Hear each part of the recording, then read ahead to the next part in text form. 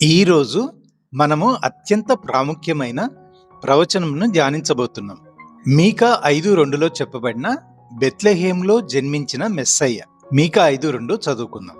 బెత్లెహేము ఎఫ్రాతా, యూదావారి కుటుంబంలో నీవు స్వల్పమైన గ్రామమైనను నా కొరకు ఇజ్రాయేలీలను ఏలబోవువాడు నీలో నుండి వచ్చును. పురాతన కాలం మొదలుకొని శాశ్వత కాలం వరకు ఆయన ప్రత్యక్షమగుచుండెను. మీకా ప్రవక్త కాలంలో ఇజ్రాయెల్లో పాపము, అన్యాయము, అధర్మం పెరిగిపోయింది. యెరూషలేంపై దండయాత్రలు జరిగే సమయంలో దేవుడు ఒక వాగ్దానం ఇచ్చాడు. ఒక రక్షకుడు వస్తాడు, అతను బెత్లెహేంలో జన్మిస్తాడు అని. సుమారు 700 సంవత్సరముల తర్వాత మరియమ్మ మరియు యోసేపు నజరేత్ నుండి బెత్లెహేంకు ప్రజా సంఖ్యలో నమోదు చేసుకోవటానికి వెళ్లారు. అక్కడ ఉన్నప్పుడు మరియమ్మకు ప్రసవ సమయం వచ్చింది. ఆమె తన మొదటి కుమారుని బెత్లెహేంలో జన్మింపజేసింది. లూకా 2:1-7లో మనకు ఈ విషయం గురించి తెలియజేయబడింది. బెత్లెహేము చిన్న పట్టణం, కానీ దేవుడు అదే స్థలాన్ని ఎంచుకున్నాడు. బెత్లెహేము ఎఫ్రాతా అని మీకా ప్రత్యేకంగా పేర్కొన్నాడు. బెత్ లెహేమ్ అంటే రొట్టెల ఇల్లు, హౌస్ ఆఫ్ బ్రెడ్ అని అర్థం.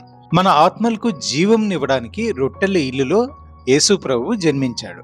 మీకా చెబుతున్నాడు, ఆయన ఉద్భవము శాశ్వత కాలం నుండి ఉంది. అంటే యేసు అప్పుడు పుట్టిన శిశువు మాత్రమే కాదు, ఆయన శాశ్వత దేవుడు.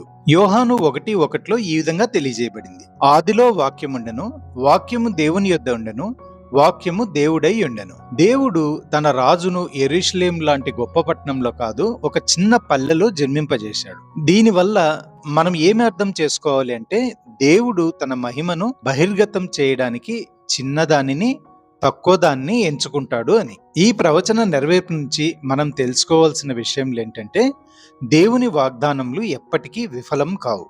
దేవుడు మన జీవితంలో కూడా సూక్ష్మమైన విషయముల గురించి కూడా ఆలోచిస్తాడు. యేసు జన్మించడం మన జీవితాలకు శాంతిని తీసుకువచ్చింది. బెత్లెహేంలో జన్మించిన యేసు ప్రభువు ఇప్పటికీ మన మధ్య జీవించున్నాడు.